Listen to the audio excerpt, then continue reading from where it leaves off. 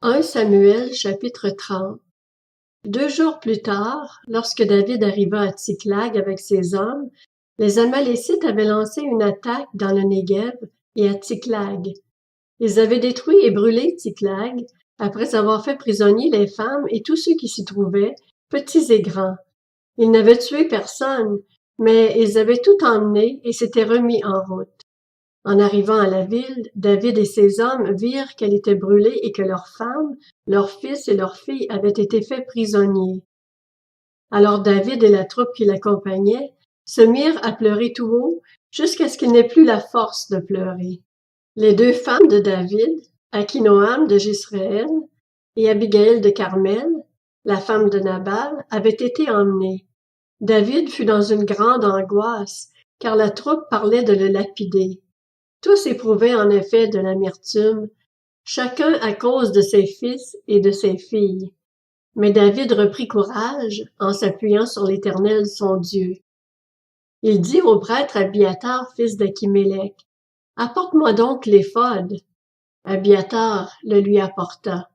David consulta l'Éternel en disant, « Dois-je poursuivre cette troupe? Réussirai-je à la rattraper? » L'Éternel lui répondit, « Poursuis-la, car tu la rattraperas et tu délivreras les prisonniers. » David se mit en marche avec ses 600 compagnons. Ils arrivèrent au torrent de Bessor, où ceux qui traînaient à l'arrière s'arrêtèrent. David continua la poursuite avec 400 hommes, tandis que 200 s'étaient arrêtés, trop fatigués pour passer le torrent de Bessor. Ils trouvèrent dans les champs un Égyptien qu'ils conduisirent vers David. Ils lui firent manger du pain et boire de l'eau, et ils lui donnèrent un morceau d'un gâteau aux figues sèches et 2 gâteaux aux raisins secs.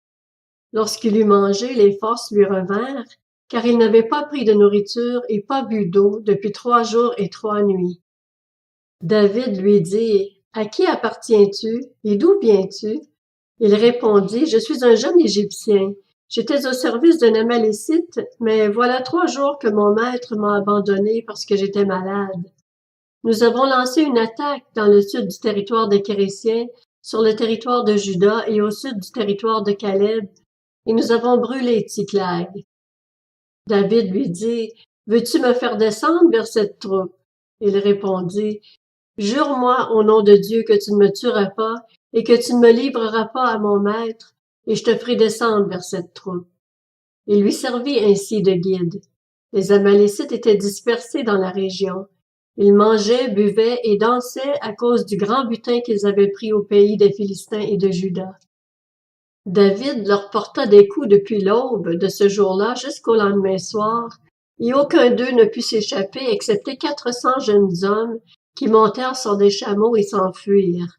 David sauva tout ce que les Amalécites avaient pris, et il délivra aussi ses 2 femmes.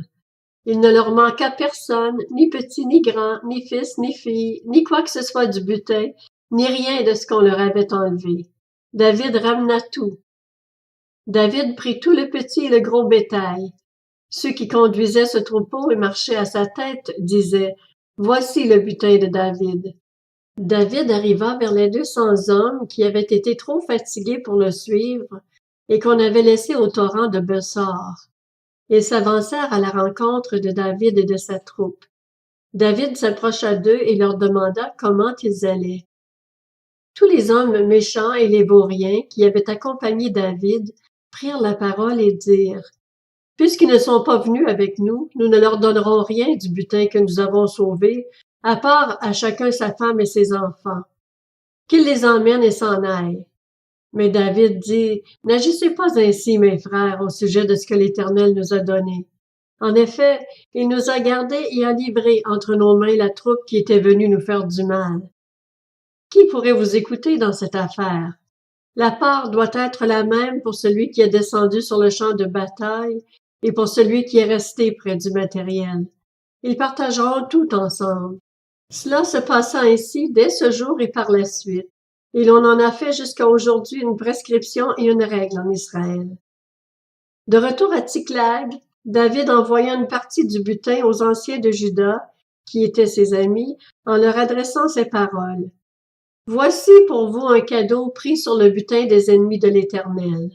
Il fit ainsi des envois aux anciens de Béthel, de Ramoth dans le Néguev, de Jatir, d'Aroër, de Shiphmoth, d'Eshtemoa, de Rakal, des villes de Jérakmeélites, des villes de Kéniens, de Horma, de Corachan, d'Atak, d'Hébron, et dans tous les endroits que ses hommes et lui avaient parcourus.